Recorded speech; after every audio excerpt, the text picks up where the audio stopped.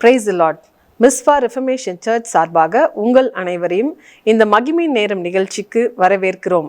இன்றைக்கு போதகர் reverend Jacob Raj Kapoor அவர்கள் உங்கள் மத்தியில் தேவனுடைய அன்பை குறித்தும் தேவனுடைய ஆழமான இரகசியங்களை குறித்தும் உங்கள் மத்தியில் போதிக்கும்படியாக தேவ செய்தியை கொண்டு வந்திருக்கிறார். இன்றைக்கு தேவன் உங்களோடு கூட தேவன் எப்படி மகிமையினால பேசியிருக்கிறார், தேவன் எப்படி மேகத்தின் மேல் வந்து பேசியிருக்கிறார், தேவன் எப்படி அக்னியினால பேசியிருக்கிறார் என்று ஆழமான சத்தியத்தோடு உங்கள் மத்தியில் தேவ செய்தியை கொண்டு வந்திருக்கிறார். இந்த நிகழ்ச்சியை பார்க்கிற ஒவ்வொருவருடைய வாழ்க்கையிலும் பரலோகத்தின் அக்கினி, பரலோகத்தின் மகிமை, பரலோகத்தின் மேகம் வந்து தங்கி ஸ்தாபரித்து உங்கள் துக்கங்கள் யாவையும் சந்தோஷமாக மாற்றும்படியாக தேவன் இன்றைக்கு உங்கள் எல்லா விண்ணப்பத்துக்கும் பதிலளிக்க போகிறார். ஆமேன். தொடர்ந்து நிகழ்ச்சியை பாருங்கள்.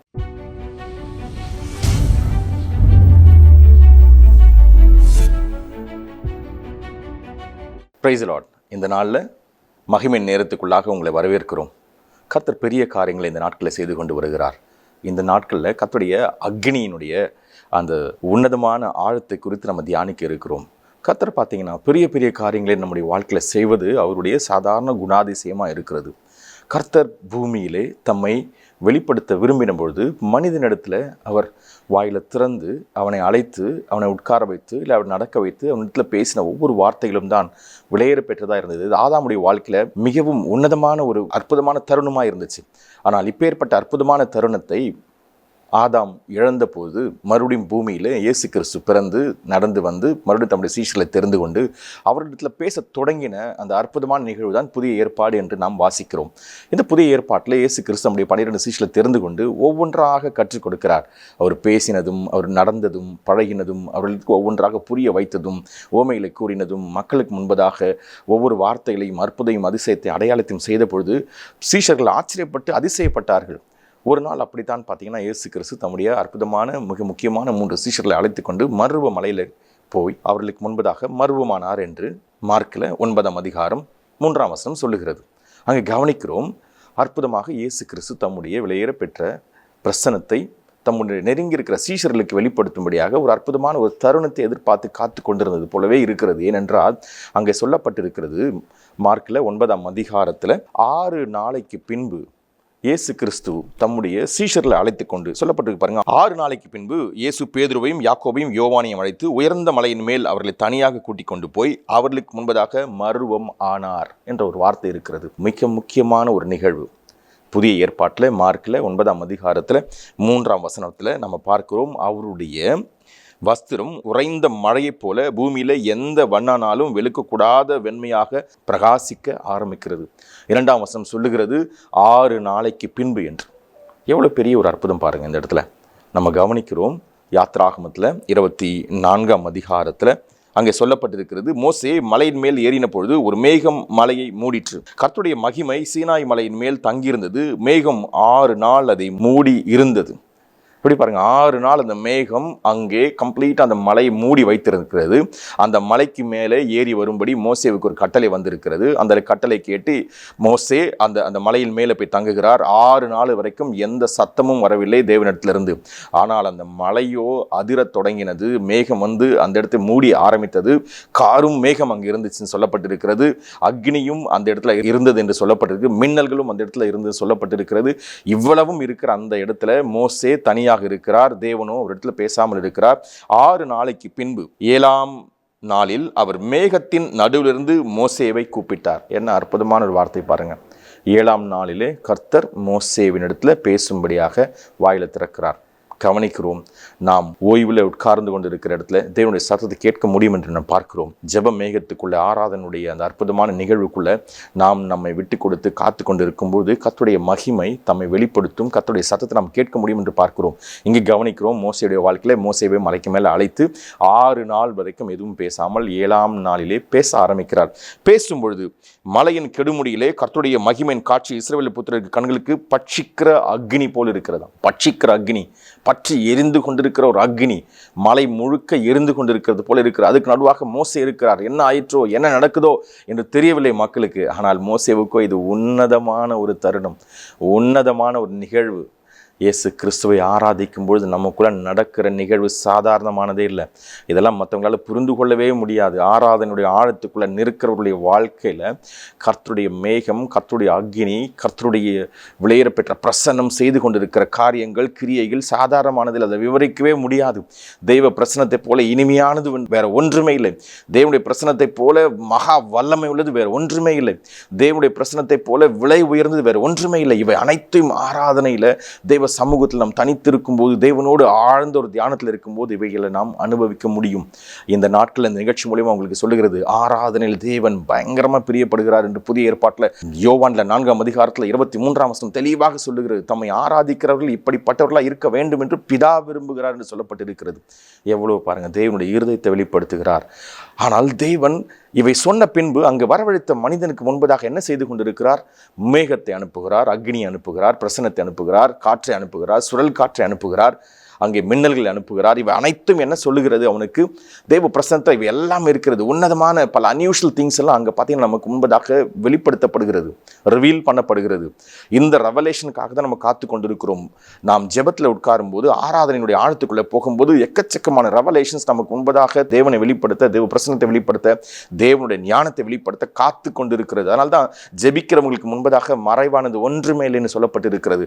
கர்த்தருக்கு காத்திருக்கிறதுக்கு புது பலன் என்று சொல்லப்பட்டிருக்கு. கர்த்தருக்கு காத்திருப்பது என்றால் ஜெபத்தினுடைய ஆழத்திலே கர்த்தருக்கு முன்பதாக தரித்து இருக்கிறவர்களுக்கு தேவன் வைத்திருக்கிறது அந்த இடத்துல தான் வெளிப்படுத்தப்படுகிறது. இங்கே புதிய ஏற்பாட்டில் பார்க்கிறோம். மார்க்கில் 9ஆம் அதிகாரத்தில் 2-3 வசனங்களை பார்க்கிறோம். 6 நாளைக்கு பின்பு இயேசு கிறிஸ்துவுடைய அற்புதமான சீஷர்களை வரவழைத்து, முக்கியமான அந்த 3 பேர் மற்றும் யாக்கோபு, யோவானையும் அந்த இடத்துல அழைத்து அவர்களுக்கு முன்பதாக தன்னை வெளிப்படுத்துகிற விதம் வித்தியாசமாக இருக்கிறது. அவருடைய உடை ஒளிரத் தொடங்கினதாம். வெளிச்சம் அவருக்குள்ளிருந்து வெளியில் வர ஆரம்பித்ததாம். எப்படி பாருங்க, புதிய ஏற்பாட்டில் சொல்லப்பட்டிருக்கிற இயேசு கிறிஸ்துனுடைய காலத்தில் தம்முடைய சீஷர்களுக்கு இதை செய்து காட்டுகிறார். செய்து மட்டும் காட்டுவதல்ல, அங்கு அழைத்து சென்று ஆழங்களை கற்றுக் கொடுக்கிறார். நம்ம கவனிக்கிறோம். அப்பொழுது மோசேயும் எலியாவும் இயேசுவோடு பேசுகிறவர்களாக அவர்களுக்கு முன்பதாக காணப்பட்டார்கள். யாருக்கு இது? பேதுருவுக்கும் யாக்கோபுக்கும் யோவானுக்கும். எப்படி பாருங்க, தேவனிடத்தில் நெருங்கி வருகிறவர்களுக்கு தேவன் சில விலையேற பெற்றதை கற்றுக் கொடுக்கும்படியாக, புரிய வைக்கும்படியாக, ஆழங்களில் அழைத்து சென்று அவர்களுக்கு தம்மை வெளிப்படுத்தும்படியாக தேவன் எப்பொழுதும் பிரியப்படுகிறார். அதனால் கிறிஸ்தவம் என்பது சாதாரண ஒன்றே இல்லை. இயேசுவை ஏற்றுக்கொண்டேன், இயேசு கிறிஸ்துவனுடைய வேதத்தை வாசிக்கிறேன், காலையில் ஜெபிக்கிறேன், ஆராதனை செய்கிறேன், அப்புறம் வெளியில் போயிடுறேன், என்னுடைய வேலையை நான் கவனிக்க ஆரம்பிக்கிறேன். இது இல்லை கிறிஸ்தவம். இதில் இன்னொரு பரிமாணம் இருக்கிறது. இதில் அனதர் டைமென்ஷன் நம்முடைய லைஃப்பில் காத்து கொண்டு இருக்கிறது. அது தம்மை வெளிப்படுத்த அந்த டைமென்ஷன் தான் கம்ப்ளீட்டாக தேவனை வெளிப்படுத்துகிற க்ளோரி டைமென்ஷன். அதுக்குள்ள அக்னி தன்னுடைய விலையேற பெற்ற மகிமை உள்ளே வைத்து கொண்டிருக்கிறது. தேவனத்தில் நெருங்கி வருகிறவர்களுக்கு அக்னியினுடைய ஆழங்கள் புரிய ஆரம்பிக்கும். இங்கே சொல்லப்பட்டிருக்கிறது, அவர் உடை ஒளிர ஆரம்பித்த உடனே மோசே எலியாவும் வர ஆரம்பிக்கிறார்கள். எப்படி பாருங்க, சான்ஸே இல்லாத ஒன்று நடக்கிறது. அவர்களுக்கு முன்பதாக தெய்வ பிரசன்னம் விலையேற பெற்றதை வெளிப்படுத்தும்படியாக தேவனிடத்திலிருந்து வித்தியாசமான ஒன்று வெளிப்பட ஆரம்பிக்கிறது. கர்த்தருடைய மேகம் அவர்கள் மேலே வந்து நிழலிட ஆரம்பிக்கிறதாம். மார்க்கில் வாசிக்கிறோம் 9ஆம் அதிகாரத்தில். அந்த நிழல் அவர்களுக்கு மேலே வந்து நிழலிடும் பொழுது பிதாவாகிய தேவனுடைய சத்தம் கேட்க தொடங்கினது. இவர் நேசகுமாரன், இவருடைய வார்த்தைகளுக்கு செவி கொடுங்கள் என்று சொல்லுகிற சத்தம். வா, இங்கே கவனிக்கிறோம். கிறிஸ்து எனப்பட்ட என் கர்த்தராகிய இயேசு கிறிஸ்து மறுரூப மலையில் நின்று கொண்டு சீஷர்களுக்கு முன்பதாக தம்மை மறுரூபப்படுத்தி காட்டிக் கொண்டிருக்கிறார். இத்தருணத்திலே ஒரு மேகம் வந்து நின்று அதில் பிதாவின் சத்தம் கேட்கிறது. பிதாவின் சத்தத்தில் சீஷரிடத்தில் ஒரு வார்த்தை சொல்லுகிறார், இவருடைய சத்தத்துக்கு செவி கொடுங்கள் என்று. என்ன ஒரு முப்பரிமாண ஒரு பார்வை பாருங்க இந்த இடத்துல. அனதர் டைமென்ஷன் மட்டும் இல்லை, 3 டைமென்ஷனல் காட் வந்து நமக்கு வெளிப்பட முடிகிறது இந்த இடத்துல. தேவன் இப்பேற்பட்ட ஆழங்களை வெளிப்படுத்துவதற்காக தான் புதிய ஏற்பாட்டில் இந்த அற்புதமான ஒன்றை எழுதி வைத்திருக்கிறார். இதை வாசிக்கிற ஒவ்வொருவரும் சாதாரணமாக வாசிக்கவே முடியாது. தேவனுடைய ஆழங்களை கற்றுக்கொள்ள விரும்புகிறவர்கள் தேவனுடைய ஆழங்களை பயிற்சி செய்து தேவனை போல என் கர்த்தராகிய இயேசு கிறிஸ்து சொன்ன வார்த்தை பிரகாரமாக என் நாமத்தினாலே என்று சொல்லி அந்த அதிகாரத்தோடு செயல்படும்படியாக, பரிசுத்த ஆவியினுடைய முழு வல்லமையோடு செயல்படும்படியாக விரும்புகிற யாராக இருந்தாலும் தியானிக்க வேண்டிய மிக மிக மிக முக்கியமான ஒரு வார்த்தை மார்க்கில் 9ஆம் அதிகாரத்தில் இருக்கிறது. மறுரூப மலையில் இயேசு கிறிஸ்து அவர்களுக்கு முன்பதாக மறுரூபம் ஆகும்பொழுது இது எப்படி இவருக்கு இது நடக்கும், இது ஏன் என்று இந்த சீஷர்களுக்கு முன்பதாக செய்கிறார். இதை பார்த்த ஒவ்வொருவரும் தான் புதிய ஏற்பாட்டில் அப்போஸ்தலர் என்ற புத்தகத்தில் அவர்களுடைய காலத்தில் பரிசுத்த ஆவியானவர் அவங்க மேலே வரும்போது 3 பேரும் 3 மிகப்பெரிய அப்போஸ்தலராக வெளிப்படுகிறார்கள். 3 பேருக்குள்ளேயும் வெளிப்பட்ட கர்த்தருடைய மகிமை வல்லமை வேறு யார் மூலையும் வெளிப்படாத அளவுக்கு தனித்தன்மை வாய்ந்ததாக இருக்கிறது. இந்த 3 பேரும் ஆதி அப்போஸ்தலராக அழைக்கப்பட்டது அல்லாமல் அவர்கள் எழுதுகிற ஒவ்வொரு ஆழங்களும் அதிசயத்தை வெளிப்படுத்தக்கூடியதாக இருந்துச்சு. அதனால் யோவானில் நீங்கள் பார்க்குறீங்க, யோவான் புத்தகத்தையும் புக் ஆஃப் ரெவலேஷன் நீங்கள் பார்க்குறீங்க. அதே போல் பேதுருவை பார்க்குறோம். அப்போஸ்தலர் காலத்தில் அவன் தான் தலைமை அப்போஸ்தலனாக நியமிக்கப்பட்டு அற்புதத்தையும் அதிசயத்தையும் அடையாளம் செய்கிறவனாக வெளிப்படுகிறான். இந்த வேளையில் நம்ம கவனிக்கிறோம். இந்த மேகத்தை தியானித்தால், கர்த்தருடைய பிரசன்னத்தை கவனித்தால், கர்த்தருடைய வெளிச்சத்தை பார்த்தால், நம்முடைய ஆழங்கள் நமக்கு வேற ஒன்று நமக்கு கற்றுக் கொடுக்க நம்ம பக்கத்தில் வர ஆரம்பிக்கும். சொல்லப்பட்டிருக்கிறது பாருங்கள், யாத்ராகமத்தில் 3ஆம் அதிகாரத்தில் அந்த ஒரே மலையில் ஒரு பட்சிக்கிற அக்னி எப்பொழுதும் எரிந்து கொண்டே இருக்கிறது, ஒரு முட்செடிக்குள்ளே நின்று கொண்டு. அந்த முட்செடி எப்பொழுதும் எரிந்து கொண்டே இருக்கிறது. மலையில் பல இடங்கள் எரிந்து கொண்டே இருக்குமா, மலையில் பல இடங்கள் எரிய ஆரம்பிக்குமா. அந்த மலைக்கு பக்கத்தில் யாரும் போக மாட்டார்கள், யாரும் பக்கத்தில் வரவே மாட்டார்கள். ஏனென்றால் அந்த பர்வதத்துக்கு பேரே கர்த்தருடைய பர்வதம் என்று பேர் வைத்து தூரம் சென்று விட்டார்கள். ஏனென்றால் அவ்வளோ பரிசுத்தமான ஒரு இடம் என்று அழைக்கப்பட்டு அநேகருக்கு அந்த இடத்துல பல நிகழ்வுகள் நடந்ததுனால பக்கத்தில் யாரும் போகாமல் இருந்தாங்க. ஆனால் இந்த இடத்துல அதை போய் பக்கத்தில் நான் நோக்கி பார்ப்பேன் என்று ஒரு மனிதன் பக்கத்தில் செல்லுகிறார். அதுதான் யாத்ராகமத்தில் 3ஆம் அதிகாரத்தில் எழுதியிருக்கிறது. மோசே என்கிற ஒரு அற்புதமான மனிதன் இந்த ஓரேப் மலையில் பற்றி எரிகிற இந்த அக்னியை பார்க்கும்படியாக அருகில் சென்று அது என்ன என்று உற்று பார்க்க ஆசையாக இருந்தான்னு சொல்லப்பட்டிருக்கிறது. அதை உற்று பார்க்கும்போது தான் தெரிகிறது, அங்கே ஒரு தேவ தூதன் நின்று கொண்டிருக்கிறான். தேவதூதன் நின்று கொண்டு இந்த முட்செடி எரியாமல் ஆனால் அதற்கு நடுவாக நின்று அக்னியாக பற்றி எரிந்து கொண்டிருக்கிறது. அந்த அற்புதமான காட்சியை மோசே பார்க்கிறான். இந்த காட்சி மோசேயுடைய வாழ்க்கையை தலைகளாய் மாற்றி அமைத்தது. அதற்கு முன்பதாக மோசேவுக்கு இது போன்ற ஒரு வார்த்தையோ தேவன் பேசின ஒரு விதமோ எங்கேயுமே நீங்கள் வாசிக்கவே முடியாது. கிட்டத்தட்ட பார்த்தீங்கன்னா அந்த காலகட்டங்களில் முதல் முறையாக மோசே தேவனுடைய சத்தத்தை கேட்க முடிகிறது, தேவனுடைய தேவ தூதனை பார்க்க முடிகிறது, தேவனுடைய பற்றி எரிகிற அக்னி ஜுவாலை அங்கே பார்க்க முடிகிறது. முதல் முறையாக அந்த அற்புத நிகழ்வு அவனுக்கு முன்பதாக நடக்கும்போது அவனால் தாங்க முடியவில்லை. அவனுக்குள்ளே இருந்த எல்லா கியூரியாசிட்டி, அதை அறிந்து கொள்ள வேண்டும், இது புரிந்து கொள்ள வேண்டும், இது என்ன, இது எப்படி நடக்கும், ஒரு பச்சை செடி எப்படி எரியாமல் இருக்கும் என்று ஒரு பக்கம் யாருமே இந்த மலைக்கு முன்னாடி போகவே முடியாமல் இருந்துச்சு. ஆனால் நமக்கு மாத்திரம் பக்கத்தில் போகும்போது இது பேசக்கூடியதாக இருக்கிறது, இது பேசும்போது வேற ஒன்று நமக்கு சொல்லிக் கொடுக்கக்கூடியதாக இருக்கிறது என்று கவனிக்கும் போது தான் தெரிகிறது. கர்த்தருடைய சத்தம் அவனுக்கு முன்பதாக வந்து, நான் ஆபிரகாமுக்கும் ஈசாக்குக்கும் யாக்கோபுக்கும் தேவனாய் இருக்கிற உன் முற்பிதாக்களின் தேவன் உன்னிடத்துல பேசும்படியாக இந்த வேளையில நின்று கொண்டிருக்கிறேன்னு சொல்லுகிற அந்த அற்புதமான முதல் அழைப்பு மோசேவுக்கு வருகிறது. இவன் பேச ஆரம்பிக்கிறான். பேசும்போது தான் தெரிகிறது, மோசே தான் பேசிக்கொண்டிருக்கிற இந்த அக்னி சாதாரண ஒன்று அல்ல, அது பட்சிக்கிற அக்னி, அது தேவனுடைய அக்னி என்றும் இந்த தேவனுடைய அக்னியை தொடுவதற்கு அதுக்கு முன்பதாக நிற்பதற்கு மிகப்பெரிய தகுதிகள் வேண்டும் என்றும் அப்போதுதான் நம்ம அறிந்து கொண்டு, ஆண்டவரே இந்த விளையேற பெற்ற இந்த அழைப்புக்குள்ளாக என்னால் எதையுமே செய்ய முடியாது என்று பேசுகிறான். இல்லை, நான் உன்னை அனுப்புகிறேன், என் ஜனங்களுக்கு முன்பதாக சென்று உன்னை விடுவிக்கிறவனாக, ஒரு விடுதலை வீரனாக உன்னை ஏற்படுத்தியிருக்கிறேன் என்ற ஒரு அற்புதமான ஒரு அழைப்பு அங்கே தான் பெற முடிகிறது. பார்க்கிறோம், இந்த அக்னி, இந்த பட்சிக்க அக்னி சாதாரண ஒரு வேலை செய்யும்படியாக நம்முடைய வாழ்க்கையில் வரவே இல்லை. இயேசு கிறிஸ்து புதிய ஏற்பாட்டில் இந்த மருவ மலையில் தம்மை வெளிப்படுத்தும் பொழுது, தமக்குள்ள இந்த வெளிச்சத்தை வெளிப்படுத்தும் போது இப்பேற்பட்ட உயர்ந்த ஒரு லெசனை, ஒரு பாடத்தை நமக்கு கற்றுக் கொடுக்கிறார். நாம் கிறிஸ்துவின் பக்கத்தில் வந்த பிறகுதான் பல ஆழங்கள் நமக்கு புரிய ஆரம்பிக்கிறது. இந்த ஆழங்கள் நம்முடைய வாழ்க்கைக்கு வேண்டிய எல்லாவற்றையும் கற்றுக் கொடுக்கும்படியாக நமக்கு கொடுக்கப்படுகிறது. யாத்ராகமத்தில் அற்புதமாய் பார்க்கிறோம், மோசேயுடைய வாழ்க்கை தலைகளாக மாறுகிறது. யாத்ராகமத்தில் 24ஆம் அதிகாரத்தில் சொல்லப்பட்டது போல கர்த்தருடைய மகிமை சீனாய் மலையின் மேல் தங்கி இருந்தது. மேகம் 6 நாள் அதை மூடி இருந்தது. 7ஆம் நாளிலே அவர் மேகத்தின் நடுவிலிருந்து மோசேவை கூப்பிட்டார். மோசே மேகத்தின் நடுவிலே பிரவேசித்து மலையின் மேல் ஏறி இரவும் பகலும் 40 நாள் மலையில் இருந்தான். எப்படி பாருங்க, அங்கேதான் இருக்கிறான் 40 days டே அண்ட் நைட். கர்த்தருடைய பிரசன்ஸ் அவனுக்கு வேற ஒன்று கற்றுக் கொடுத்து பல பெரிய பெரிய தேவனுடைய ஆழங்களை புரிய வைத்தது. இந்த நாட்களில் நம்ம தேவனிடத்தில் எதையாவது கற்றுக்கொள்ள போகிறோம், கற்றுக்கொள்ள விரும்புகிறோம் என்று சொன்னால் கர்த்தருடைய பிரசன்னத்தில் உட்காரும் போது இந்த மேகமும் இந்த அக்னியும் நம்மை மூட வைக்கும்படி நாம் ஆராதிக்கும் போது இவை அனைத்தும் நமக்கு முன்பதாக வந்து நின்று கற்றுக் கொடுக்க காத்து கொண்டிருக்கிறது. இந்த நிகழ்ச்சியை பார்க்குற ஒவ்வொருத்தருடைய வாழ்க்கையில் இந்த மேகமும் இந்த அக்னியும் பல விதங்களில் உங்களிடத்துல பேசும்படியாக, பழகும்படியாக, உங்களிடத்துல கம்யூனிகேட் பண்ணும்படியாக காத்து கொண்டு இருக்கிறது. கிறிஸ்தவம் என்பது சாதாரண ஒன்றா அல்ல. கர்த்தர் மோசேவிடத்தில் பேச ஆரம்பிக்கும் பொழுது பல ஆழமானதை கற்றுக் கொடுக்கிறார். என்ன முதல்ல கற்றுக் கொடுக்குறாருன்னு பாருங்கள். நீங்கள் யாத்ராகமத்தில் 3ஆம் அதிகாரத்தில் மோசே கர்த்தரிடத்தில் முதல் முறையாக பேச ஆரம்பிக்கிறான். கர்த்தருடைய தூதனிடத்தில் கம்யூனிகேட் பண்ண ஆரம்பிக்கிறான். அப்பொழுதுதான் தெரிகிறது, தன் ஜனங்களை விடுவிக்கும்படியாக தேவன் மோசேவை தெரிந்து கொண்டு அவனிடத்தில் தம்முடைய வல்லமையை கொடுத்து அனுப்பி பார்வோனுக்கு முன்பதாக சென்று தன்னை வெளிப்படுத்தி பிறகு தன் ஜனங்களுடைய விடுதலையும் தங்கள் ஜனங்கள் ஆராதிக்க போகிற விதத்தையும் அவனுக்கு அறிவித்து அந்த இடத்திலிருந்து அந்த மக்களை விடுவித்து கூட்டிட்டு வருகிற ஒரு அற்புதமான மிக உன்னத அழைப்பை மோசே பெற்றிருக்கிறான் என்பதை அங்கு அறிந்து கொண்டான். 3ஆம் அதிகாரத்தில் யாத்ராகமத்தில் அந்த எரிகிற முச்செடிக்கு முன்பதாக அவன் கேட்ட அந்த ஒவ்வொரு காரியங்கள் தான் அவனுடைய வாழ்க்கையில ஊழியமாக மாறினது. 7ஆம் வசனத்திலே சொல்லுகிறார், கர்த்தர் எகிப்து இருக்கிற என் ஜனங்களின் உபத்திரவத்தை பார்த்து ஆலோட்டிகள் நிமித்தம் அவர்கள் இடுகிற கூக்குரலின் சத்தத்தை கேட்டேன். அவர்கள் படுகிற வேதனையை நான் அறிந்திருக்கிறேன். அவர்கள் எகிப்தியரின் கை விடுதலையாக்கவும் அவர்களை அந்த தேசத்திலிருந்து நீக்கி கானானியரும் ஏத்தியரும் என்று 7 விதமான ஜாதியார் இருக்கிற அந்த தேசத்தை துரத்தி அந்த இடத்தை இவர்கள் கொண்டு போய் நிறுத்தி அவர்களுக்கு அந்த இடத்தை கொடுப்பேன் சொல்லுகிற வாக்குத்தத்தத்தை ஆபிரகாமின் இடத்துல பேசினதும் ஈசாக்கின் இடத்துல பேசினதும் யாக்கோபின் இடத்துல பேசும் நினைவு கூர்ந்து இப்பொழுது அதை செய்கிற ஒரு மிக முக்கியமான ஒரு வேலையை உன்னிடத்துல கொடுத்து உன்னை அழைக்கிறேன்னு சொல்லுகிறார். எவ்வளவு பெரிய ஒரு விஷயம் பாருங்க. ஆனா இது பேசினது அந்த அக்னி ஜுவாலை அந்த முற்செடியில, அந்த பச்சையா இருக்கிற அந்த முற்செடியில எரிந்து கொண்டிருக்கும் போது பேச ஆரம்பிக்கிறது. ஒவ்வொரு முறையும் நாம் ஆராதிக்கும் பொழுது ஆராதனையினுடைய ஆழத்துக்குள்ளே போகும்போது நம்மை சுற்றி அக்னி பிரசனம் வந்து இறங்கும் பொழுது தேவன் பல விலையேற பெற்ற திட்டங்களை நம்மிடத்துல பேசுவதை பார்க்க முடிகிறது. ஒவ்வொரு முறையும் மோசே இதை நமக்கு அற்புதமாக ஆதியாகமும் யாத்ராகமும் லேவியராகவும் எண்ணாகவும் உபாகமத்தில் அவர் எழுதியிருக்கிறத நம்ம படிக்கும்போது அறிந்து கொள்கிறோம்.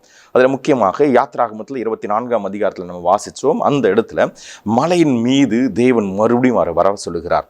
வந்த பிறகு அவரிடத்துல பேசுகிறார். பேசும்பொழுது பல விஷயங்களை அவருக்கு எழுதி கொடுக்கும்படியாக, அவருக்கு கற்றுக் கொடுக்கும்படியாக, அவருக்கு புரிய வைக்கும்படியாக, அதை சென்று மக்களுக்கு அறிவிக்கும்படியாக தான் பல கட்டளைகள் அங்கே தான் பெறுகிறார். அவர் அந்த மலையிலிருந்து இறங்கி வந்ததுக்கு அப்புறம் தான் முதல் வேளையாக 25ஆம் அதிகாரத்தில் சொல்லப்படுது, கர்த்தர் தங்கும்படியாக ஒரு ஸ்தலத்தை ஆயத்தம் பண்ண வேண்டிய விதத்தை மோசே மக்களுக்கு விவரிக்கிறார். ஏனென்றால் அதை அவர் கற்றுக்கொண்ட இடம் அந்த மலையின் மீது தெய்வ பிரசனத்தில். இன்று அதுதான் தேவனுடைய விலையேற பெற்ற பிரசனமாகிய ஜெபத்திலையும் அவருடைய பிரசனத்தில் நம்ம உட்காரும் போது இவைகளை கற்றுக்கொள்ள முடியும், இவைகளை புரிந்து கொள்ள முடியும், இவை அறிந்து கொள்ள முடியும். இந்த ஞானங்கள் வெளிப்படும். சொல்லப்பட்டிருக்கிறது உபாகமத்தில் 4ஆம் அதிகாரத்தில் ஒரு வார்த்தையை நான் வாசிக்கிறேன் பாருங்க. 6ஆம் வசனம், விவேகமும் ஞானமும் இருக்கிற ஒரே ஜனங்கள் இந்த இஸ்ரவேல் ஜனங்கள் என்று. ஏனென்றால் அவர்கள் கர்த்தருடைய சத்தத்தை கேட்கிறவர்களாம். கர்த்தருடைய சத்தத்தை கேட்கிற நீங்கள் விவேகமும் ஞானமும் உள்ள ஜனங்கள், உங்களை கண்டு மற்ற தேசத்தார் பயப்படுவார்கள். ஏனென்றால் நீங்கள் ஞானத்திலும் இந்த விவேகத்திலும் இருக்க காரணம் கர்த்தருடைய சத்தத்தை கேட்பதனால் என்று. எவ்வளோ ஒரு அற்புதமான ஒரு வார்த்தை பாருங்க. புதிய ஏற்பாட்டில் 1 கொரிந்தியர் 1ஆம் அதிகாரத்தில் 30-31 சொல்லப்படுது போல அவரே நமக்கு ஞானம் ஆனார் என்று சொல்லப்பட்டு இருக்கிறது. நீதி, மீட்பு, ரட்சிப்பு எல்லாம் ஆனார். ஆனால் மிக முக்கியமாக ஞானமாக இருக்கிறார். மறைபொருளை வெளிப்படுத்தக்கூடியவராக இருக்கிறார். வேகமுள்ள ஒரு ஆவியை நமக்குள்ளே கொடுத்து அந்த வேகமுள்ள ஆவியினாலே நம்ம இயக்கிறவராக இருக்கிறார். இந்த பூலோகத்தில், இந்த பூமியிலே நாம் ஜெயிக்கும்படியாக அனுப்பப்பட்ட ஒரு அற்புதமான ஜனங்கள், ஜெயிக்கும்படியாகவே நம்ம தெரிந்து கொள்ளப்பட்ட ஒரு ஜனங்கள். அந்த காரில் இருளில் இருக்கும்போது நமக்கு அறிவு மங்கி இருந்துச்சு. வாழ்க்கையை மிகவும் மோசமான ஒரு மூலையில் விழுந்து கிடந்து இருந்துச்சு.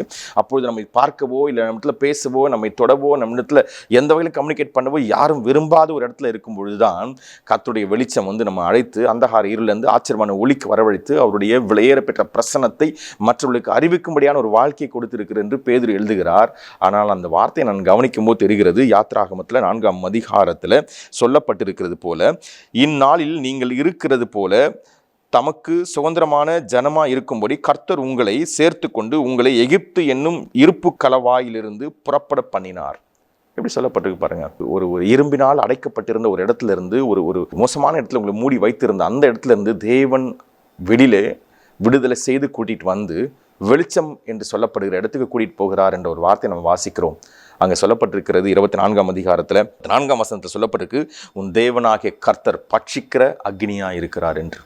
இந்த ஒரு வார்த்தை சொல்வதற்காக தான் மோசேவின் இடத்துல அவ்வளோ விஷயத்தை சொல்லி கொடுக்கிறார். தேவன் பட்சிக்கிற அக்னியாகவே இருக்கிறார். நாம் பார்க்குறோம், தேவன் பட்சிக்கிற அக்னி என்றால் வெளிச்சமாக இருக்கிறார். தேவனுடைய தன்மையில் மிக முக்கியமான ஒரு தன்மை அவர் வெளிச்சமாக இருப்பது, பட்சிக்கிற அக்னியாக இருப்பது. அதனால தான் முற்செடியில் பட்சிக்கிற அக்னி போல வெளிப்படுகிறார். பேச வந்தவனிடத்தில் ஆழங்களை கற்றுக் கொடுக்கிறார், மறைபொருளை கற்றுக் கொடுக்கிறார். அதை கொண்டு ஜனங்களை விடுவிக்கிறார். ஜனங்களை விடுவித்த பின்பு மோசேவினிடத்தில் பல ஆழங்களை கற்றுக் கொடுத்து பல முக்கியமான நிகழ்வுகளை அவனை கொண்டு எழுதும்படியாக வைக்கிறார்.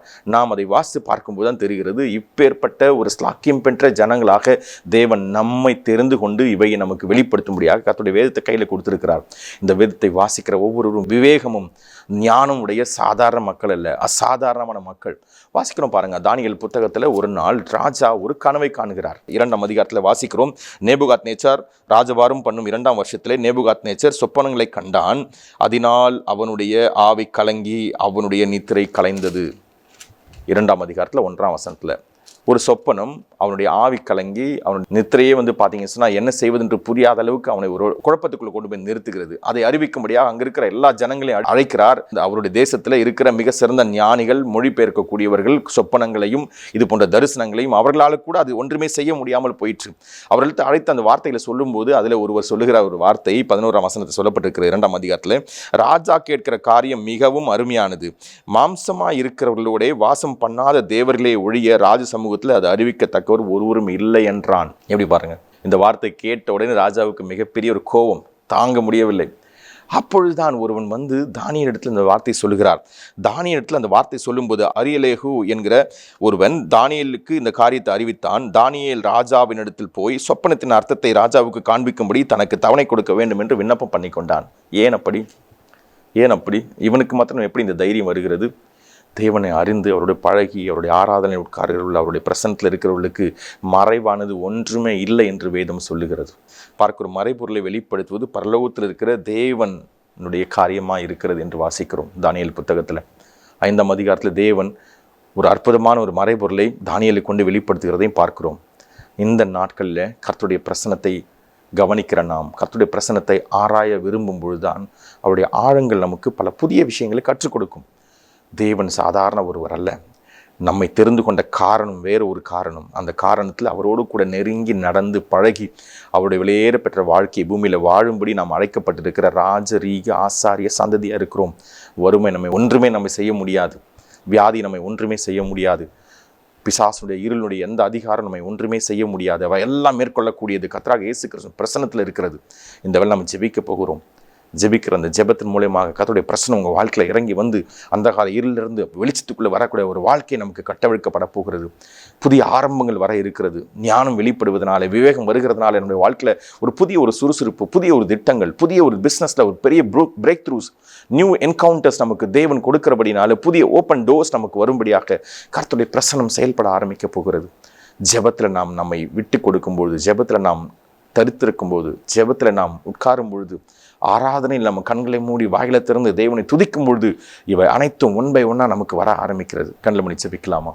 நன்றி தகப்பனே, பரலோகத்தில் இருக்கிற எங்கள் பெரிய எல்லாவற்றையும் மகிமையினால் நிறைத்து வைத்திருக்கிறவரே, அந்த பெரிய மகிமை இந்த வேளையில் ஜெபிக்கிற இந்த குடும்பங்கள் மத்தியில் அப்பா இப்பொழுது இறங்கி வருவதாக, இந்த வார்த்தையை நாங்கள் சொல்லி ஜெபிக்கிற இந்த தருணத்தில் மகிமை அங்கே கேட்டுக்கொண்டிருக்கிற ஒவ்வொருடைய பிரசனத்துக்கு முன்பதாக இறங்குவதாக நான் ஜெபிக்கிறேன்.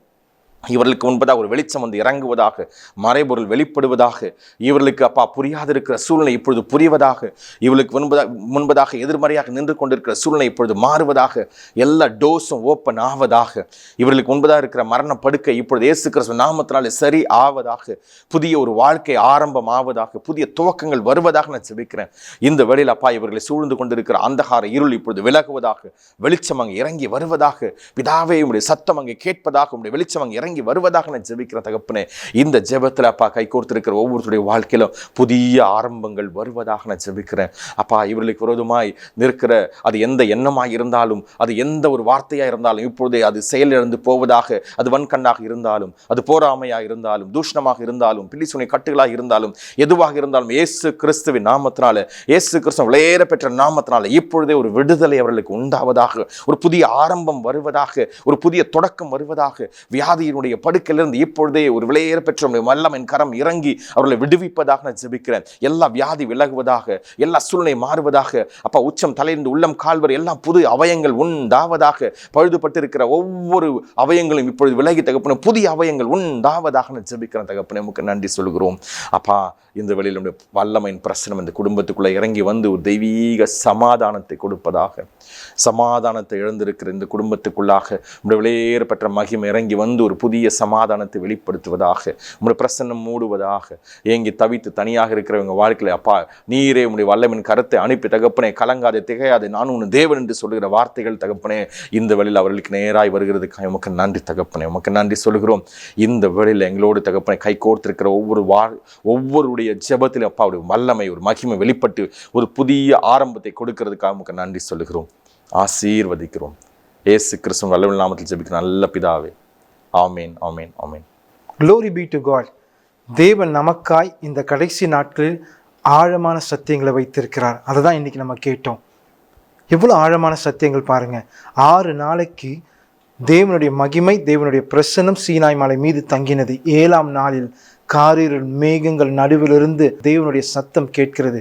மோசேவை அந்த சத்தம் அழைத்து சென்று அடுத்து வரப்போகிற சந்ததிக்கான தோரா புத்தகங்களை எழுதுகிற வண்ணமாய் அவர் இஸ்ரவேல் ஜனத்தாரை எப்படி விடுவிக்க வேண்டும் என்று எகிப்திலிருந்து எல்லாவற்றையும் அவர் மோசேவுக்கு கற்றுத்தருகிறார்.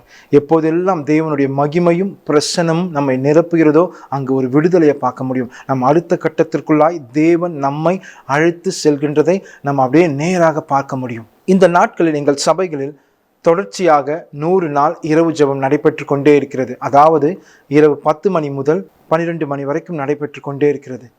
பல ஆவிக்குரிய அனுபவங்கள் நாங்கள் பெற்றுக்கொண்டே வருகிறோம். இந்த நாட்களில் குறிப்பாக உங்களுக்காக நாங்கள் தொடர்ச்சியாக ஜெபிக்க விரும்புகிறோம். திரையில் காணப்படும் இந்த நம்பருக்கு உங்கள் ஜெப குறிப்புகளை எப்போது வேணாம் நீங்கள் அழைக்கலாம்.